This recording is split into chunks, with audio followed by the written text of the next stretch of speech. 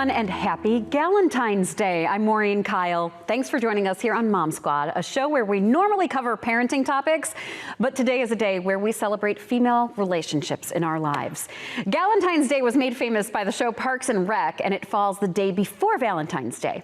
Our female friendships are vital to our mental health and overall well-being. And today we are talking to Shari Leid, a friendship expert, mindset coach, and founder of An Imperfectly Perfect Life. Shari, thanks so much for joining us. Yes, happy Galentine's Day. Happy Galentine's Day.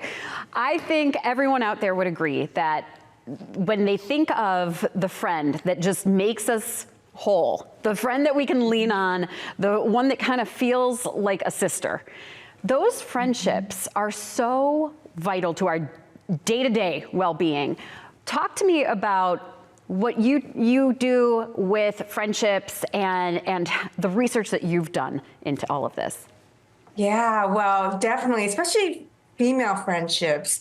And even just, the way we as women in general, I mean, there's a spectrum here, so it's not just women. But since it's Galentine's Day, I'm going to focus a little bit on the moms here. And our stress response, really, is a lot of times, you hear of fight or flight. Well, a lot of that study was done on men years ago. Women, whether it's socializing or we're wired this way, a lot of times under stress, there's this theory called tend and befriend. Tend meaning we take care of our young, we take care of our kids, and we befriend. We look at our sisters, our girlfriends for support and help and protection. So these friendships are vital throughout our lives, especially as moms, as we deal with the daily stress and the life stress that's thrown our way. Yeah, and on a day like today, I mean, I think about, I'm still in touch with some of my college friends, which were that was a totally different phase in my life. But finding the friendships during the parenting years, during the mom years, how is that different than maybe some of our other friendships? Yeah, well, you mentioned college years. So college years are easy, right? Because you're there, you're experiencing the same things together. You don't have that much of extra life that gets involved. Whereas when you're a mom, you may have more than one child. You might be working outside of the home, working crazy inside the home, all these different things. So to carve out time to find friends can be really difficult. And a lot of us end up doing it with, our kids' play groups or kids' school groups. But one thing I really like to emphasize for moms, while they're making these friendships, also look to moms in those groups of different ages, especially maybe if you're a young mom, those moms who have older children, so they may be a little bit older than you. Really don't ignore those moms that might not be as present at the school pickups, but you see at different occasions, because those moms who've gone through different stages with their older kids can be a real source of inspiration and life lessons. Yeah. And Shari, I mean, I think anybody out there would also agree. Friendships in general can be difficult. And, when we get older and we are meeting people in school circles or playdate circles, those friendships can start out very superficial. How do you know when it's somebody that you can make a deeper connection with, and how do you make that deeper connection? Yeah, so it's really interesting because this past year in 2023, I actually traveled all over the U.S. and I shared a meal in every state with a stranger, a woman I didn't know. And there were some of these women that I met for the first time, and we just vibed as if we were best friends or, friends reuniting.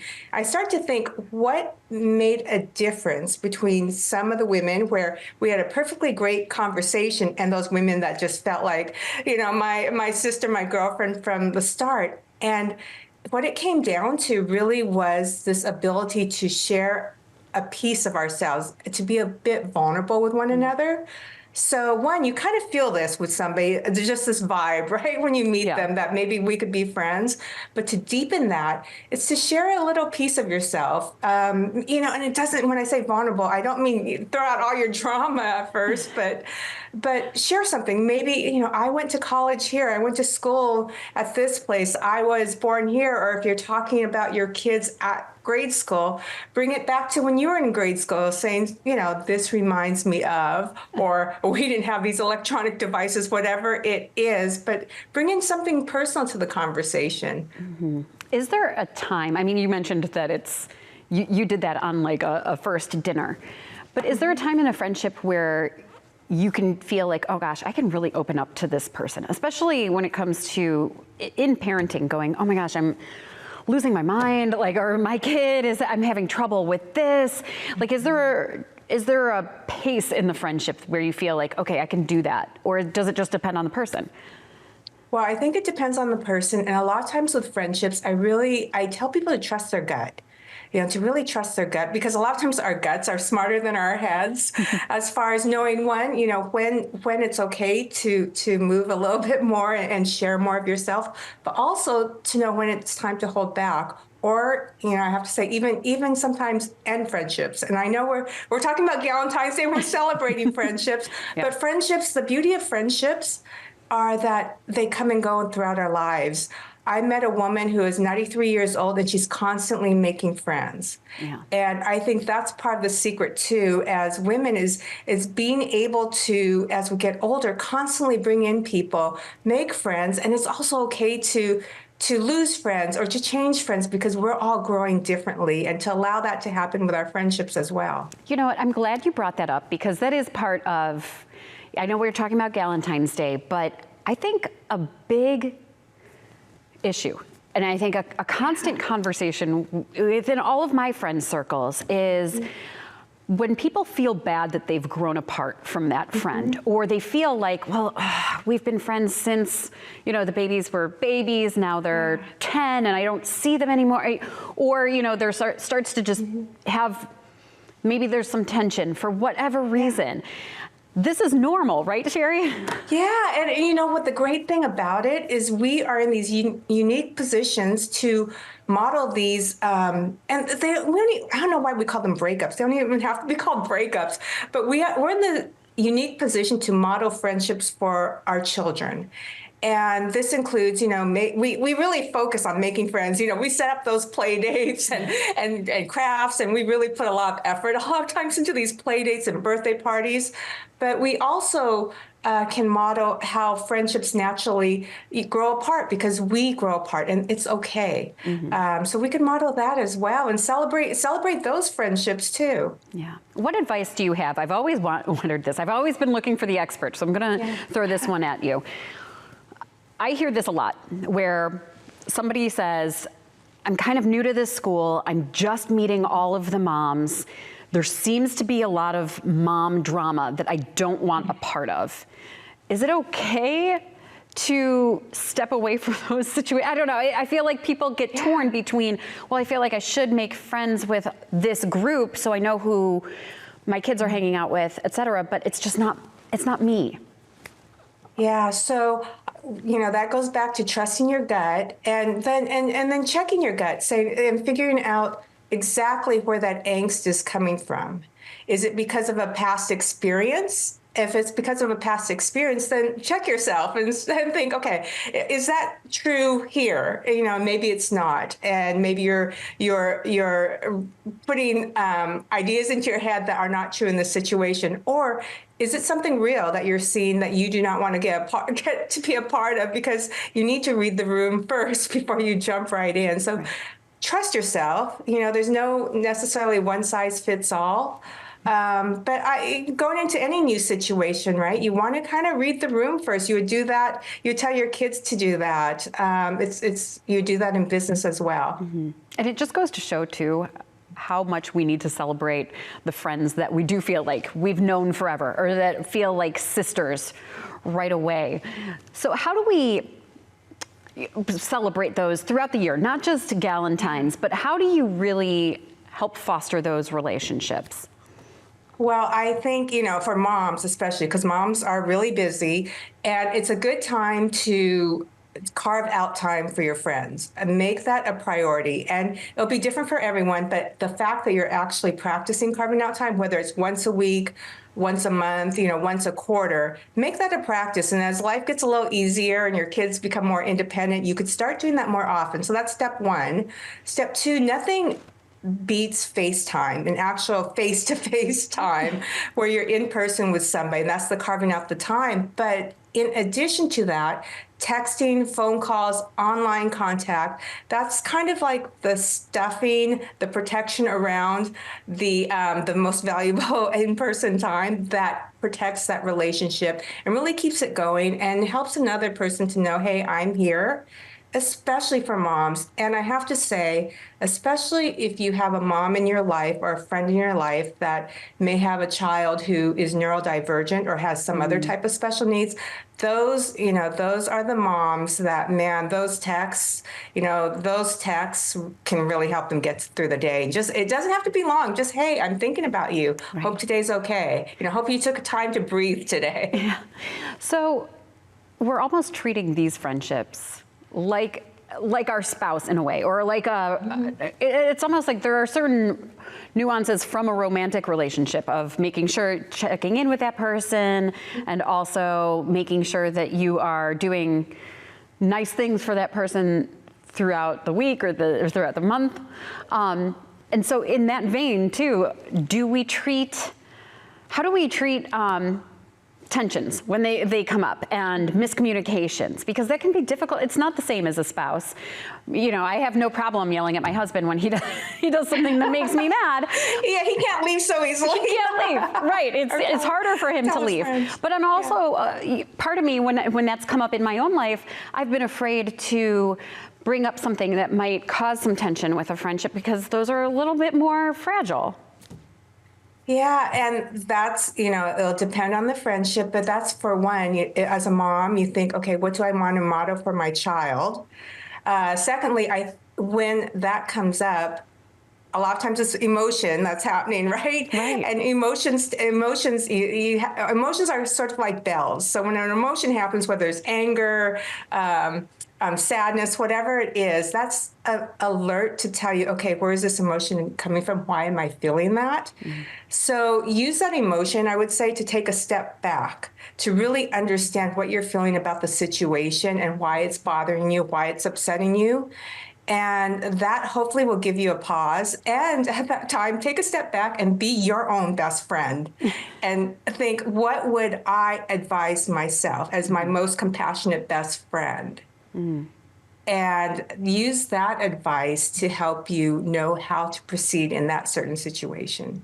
And so is it okay to go to a friend and say, this really hurt my feelings. I just wanted to let you know that when this happened, that hurt.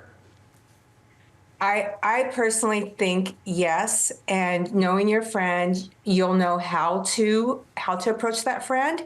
If you know that there's no way you can tell that friend that something hurt your feelings, or you know that friend won't care, maybe then the question is it really a friendship that I want to keep, and why am I keeping this friendship? Yeah. If it's a friend, you want to be able to tell you. I know, especially as a friend, if I hurt another friend's feelings, I would want them to come and tell me. It might not feel good at first, but if the friendship's important, I think the receiver will end up receiving in the way it's meant to be received. Yeah. And so as we're gathering around with our closest friends that we just adore, and maybe they've been longtime friends or friends we've just known for a couple of years, how do these relationships have an impact on all of our other relationships? Well, I like to say we're all connected. And because we learn from one another, and what I found too, meeting all these different women across the U.S., women of different ages, races, education levels, economic levels, political beliefs, religious beliefs, there's so much similarity in every single one of them that as I went through this process, it almost felt like I was talking to one teacher with 50 different faces and voices. Mm-hmm. And so that just solidified to me how connected we are. And the lessons I learned from this one girlfriend is something that I can teach to another girlfriend, and may also change the way I react to a situation when I'm in that situation, which again is watched by someone else and may influence them. So I believe we're all connected, and we're here. I like to say we're everyone's teacher and student. Mm-hmm. What are some of those biggest lessons that you learned when you were going across the country and meeting these women and observing all these friendships? What would you say are some of the biggest takeaways? Well, as far as friendships, so the woman I met earlier, the older woman, I met her in Arizona who's constantly making friends. There was another woman in Connecticut who I met for the first time, and actually her husband had just been put into hospice, but she felt meeting was important. We had planned this a long time out, so she took 2 hours out of the day to meet with me. A few months later, I was in another state, and she texted me that morning to let me know that her husband had passed and said that I wanted to let you know because you were here and you are a part of this journey. Oh, wow. And we've continued to stay in touch. Actually, I have with all of these 50 women. And she made me realize, one, that when you meet somebody, you don't know what impact you have and how that relationship, even with those 2 hours, how that's a solidified relationship that we remember that moment and we affected one another. And two, she told me during that period in time, it was like her college friends, her old work friends that sustained her through these Zoom communications, and people even that she hadn't connected with in years that kept her going during this difficult year. So that told me a lot about friendship as well. That's really interesting that she had that initial vulnerability with you right away, and then that made the connection so much deeper. Yeah. Do you think that really goes to show how showing our true selves and opening ourselves up can make the connection deeper? Yeah, and I have to, this is a little bit funny, but I'm sure I'm not the only one who's experienced this on social media, where I will post something fun and lively and get maybe a couple of likes, but then I post something that, I'm struggling with, or a health crisis or something like that, and a lot of people jump in. But I think that's because we're all experiencing the same thing when it comes down to it. We all have loss, we all have pain, we all have personal struggles.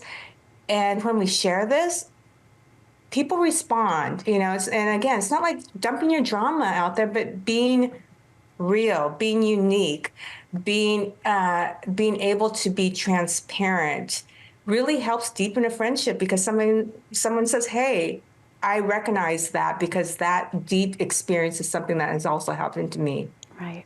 What do you think we should keep in mind as we're getting together for, whether it's cocktails or dinner or anything, just whenever you're getting together with your friends for Galentine's Day, what kind of mindset should we have? Any advice for us?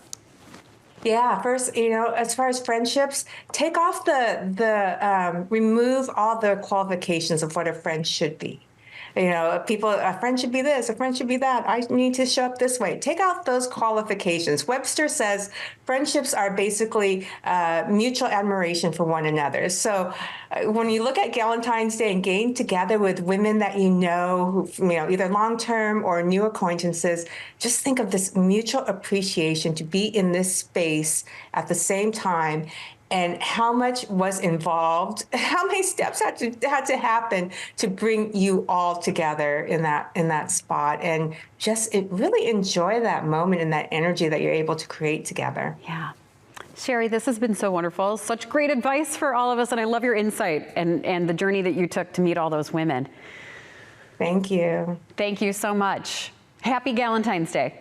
Happy Galentine's Day.